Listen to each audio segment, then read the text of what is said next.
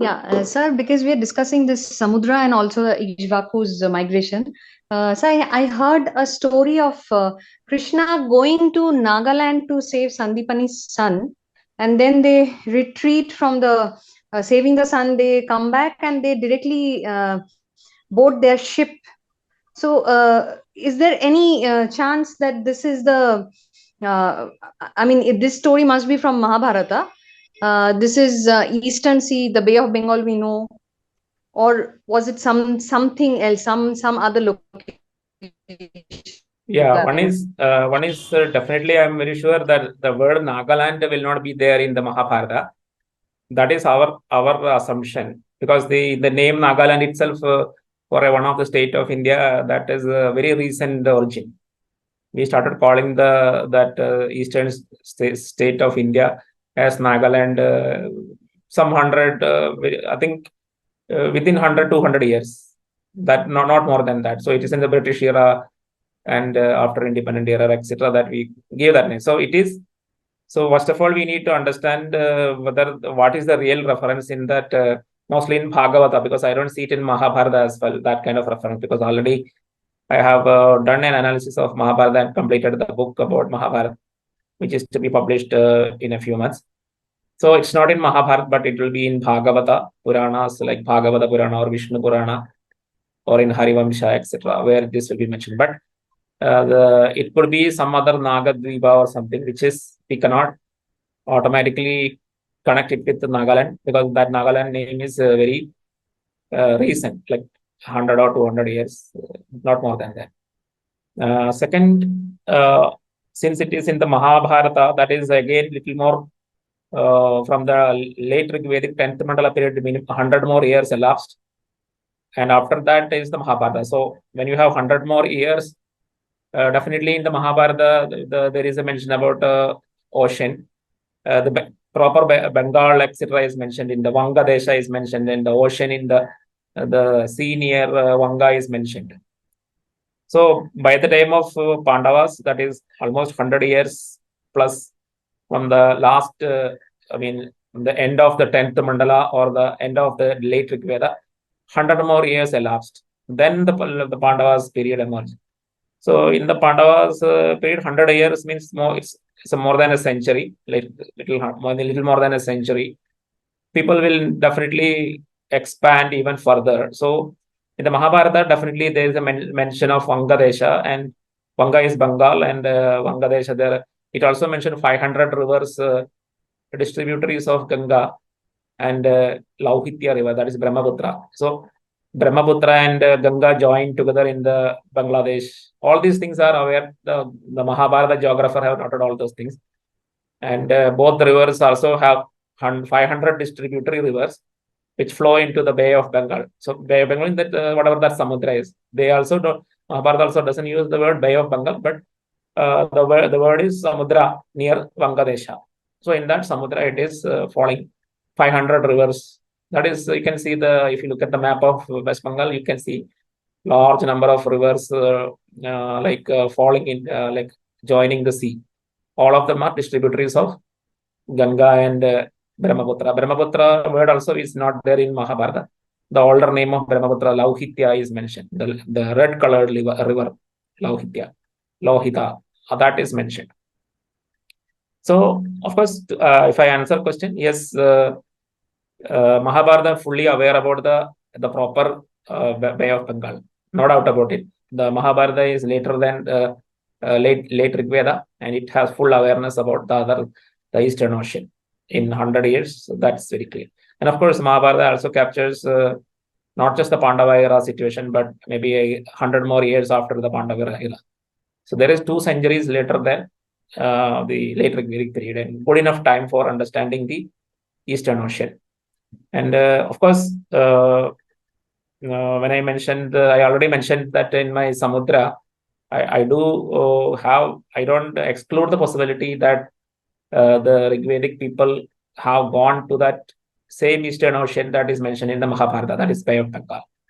This is a possibility, but how far the boats travel, the boat Navam mentioned in the Rigveda, to what distance they have traveled, that information is not there in Rigveda. which are the countries they have traded with. That information is not in Rigveda. Only it mentions wealth coming from different places and wealth getting accumulated in the ocean. And this is also the historical basis of this Ksheerasagar Mathana, where it mentioned the Devas and Asuras started the milking the ocean, the churning the ocean, and then so much of wealth obtained. There is a geographical basis to that, typically because the sea, the Gujarat Sea, basically Ran of Kutch, was the area of huge trade, and wealth came from faraway civilizations like Mesopotamia civilizations into the to Indian trade, that is Bharata trade networks. And the entry point was Dwaraka. That is why it is called Dwara entry. And that entire region surrounding Dwaraka, the entire ocean surrounding the Dwaraka is actually, we can say, the geographically the Ksheerasagara, where the wealth is accumulating.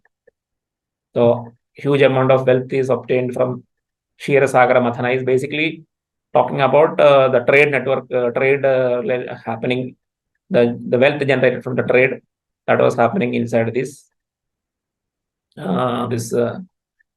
ocean, Gujarat oceans. Yes, sir. So another question. These Ikshvakus, they're migrating from the southern sea. But then in pre-Rigvedic period, sir, also these Asuras are also present. Because if we consider the Devyani and Sharmishta story, then, sir, who are these Asuras? If you could please tell us. Yes.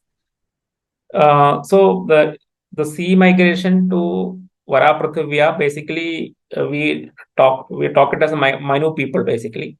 Of course, they are Manu people / Ikshvakus, because if you can look at it in both ways. Basically, Manu is ancestor of Ikshvaku. So who migrated? You can even say Ikshvakus migrated or Manu migrated. But typically, we use the terminology of Manu people for the migration from Samudra, that is Gujarat seashore, to Kurukshetra or Varaprithivya along Saraswati. That group of people we call Manu people. And once they settle there, after that it branched off, primarily into two branches. The descendants of the son, that is Ikshvaku, they are the Ikshvakus. Descendant of the daughter, that is Ila, they are the Ailas. In which Bharadas, everybody included. Like among the Ailas, the Ila's Ila's son is Pururavas. Pururavas' son is Ayush. Ayush's son is Nahusha. Nahusha's son is Yayati. Yayati is from there on the branches emerging. The 5 branches, that is Yadus, Turvasas, Anus, Druhyus, and Puru. Of which Yadu is Yadavas and Turvasa is another branch which later got merged with the Yadavas and also with the Anavas, etc. And then Puru is there, that is the Puru Vamsha, in which Bharata Vamsha is there.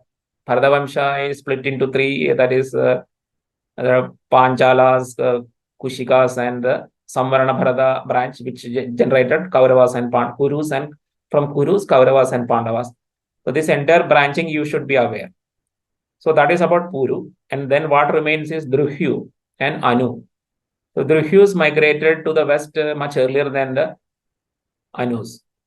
So if you follow Srikant Talagari, the Druhyus were the ancestors for the early European tribes, etc. So Druhyu tribe diversified into Germanic, etc. That is what Talagari's thesis is about. So Anu is like migrated later. And the Anu is basically what the Anavas, the descendants of Anu, the Anavas are basically what in the Puranas we call as Asuras, or as Danavas or Daityas, etc. So whatever I understand, whatever my analysis, which is like on top of Talagari's analysis, I say that the Anava branch itself got split into Danava and Daitya groups, with a slightly difference in culture, because there is not much difference between Danavas and Daityas. Both of them are Anavas, Anu group. But Daitya group typically generated the Zoroastrian civilization, etc., the Persians and Zoroastrian. So because in their text, Vendidat, they mentioned about a river name called Daitya River. That is why I made it identified like that. And the Danava group gave rise to the Greeks. Because why? Because just like in the Vendidat, that is Zoroastrian text Vendidat, we have the river named Daitya River. Similarly, in the Greek epics, Iliad and Odyssey, there is a group of people called Danans. And Danans, for example, all the famous heroes in Iliad and Odyssey, like Achilles and Agamemnon and Odysseus, all the Greek heroes, they are part of the Danan family, Danan race or Danan royal family. Just like all our Bharata kings are part of the Puru family. In the Iliad and Odyssey, there is a Danan family of kings. And the Danan family of kings have many heroes, the Agamemnon, then Achilles and Odysseus. So many. All of them say that they are Danan. That they say, just like Arjuna will say, I am a Bharata, because he belongs to the Bharata lineage. Or Krishna will say, I am a Yadava, because he belonged to the Yadu lineage. Krishna and Balrama are Yadava. Similarly, the Greek heroes, Agamemnon, Achilles, and the Odysseus, all those people belong to the Danan group. And I have connected the Danan group with the Danava because they are there is a lot of similarity. Like even their origin also mentioned from the eastern side. So it's not just like the words are looking similar. Danan origin itself coming from the east, etc. That is mentioned in the Greek and Iliad, Odyssey, etc. So we have two civilization, the Greek civilization having some connection with the Danavas, and the Zoroastrian civilization having connection with the Daityas because of the Daitya river mentioned in the Ventirad, which is a Zoroastrian text, Parsi text. But this is their later, so in a later period, they have a full, maybe we can say, because of all the migrations, the Parsis, Zoroastrians or Daityas, they confined in the Iran and become the Persians or Zoroastrians, whereas the Danan groups migrated further westwards and become the Greeks. Even the name, just like Daitya River, all the rivers in Europe, all the rivers in Europe, like Danube, Don, all this actually derive from the word Danu. Danu is also like Aditi, Diti, and Danu, three daughters, three sisters. So Danu name is Danu. Danu is also mentioned in the Ṛgveda as Danu, which means it's another name for water or water flow. So it's another name for rivers actually.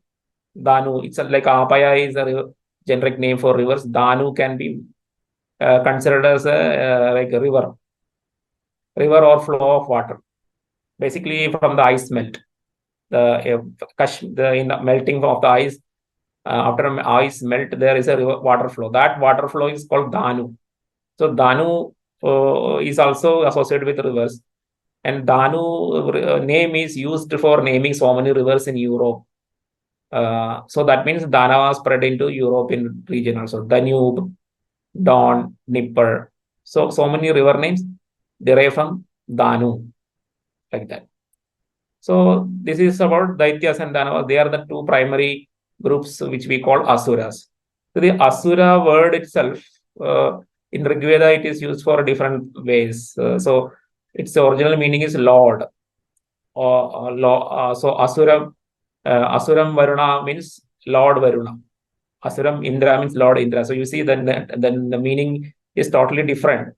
And only in the Itihasa Puranas, the word Asura is properly used to define Daityas and Danavas.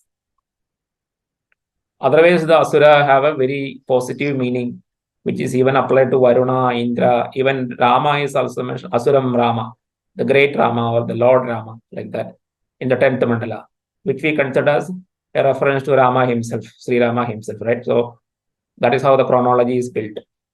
Like Shantanu and Rama contemporary 10th mandala, and then correct identification of the chronological positioning of Ramayana with respect to Ṛgveda and Mahabharata. All these things comes from that aspect. So I think I'm very clear. So how the Asura came and when the migration, it's all happened later to the Gujarat to Kurukshetra or Varaprithvi migration is the migration of Manu people. And after 4 or 5 generation elapsed, then only you see the Daitya Danava kind of people emerging, basically the Anava group emerging along with the Puru group, etc. Sir, this Anava group getting splitted into Daitya Danavas, this is very clear. You have mentioned this earlier also. So my question was, Yayati married Devyani and Sharmishta both. So Yes. somewhere I've read that Sharmishta was Asur king's daughter. So I'm wondering before Correct. That is a very valid question. Thing is, the word Asur is posthumously applied to this many ancient kings. The posthumously it is applied. The word Asura is because, for example, I mentioned the word Asura was used independently about irrespective of the as a group name, right? Asura, Asuram Varunam, Asuram Indram, like that. Some ancient king is also like Vrishaparva, can also be considered as Lord Vrishaparva, like that. Asura Vrishaparva. Asura Vrishaparva means Lord, Great Vrishaparva or Lord Vrishaparva, like that. But later in the Puranic authors or Aitihasic authors can mistake it as like he is an Asura, the group name Asura, like that. That is what typically happens actually. That is how Vrishaparva is mapped as an Asura, and Vrishaparva's daughter is Sharmishta, and Sharmishta's sons are Anu, Drishyu, and Puru, and Devayani's sons are Yadu and Turvasa. So 2 sons from Devayani, 3 sons from Asura. That terminology is an Aitihasic Puranic terminology, not in Ṛgveda. So Ṛgveda doesn't mention Vrishaparva or Sharmishta or Devayani. That is what.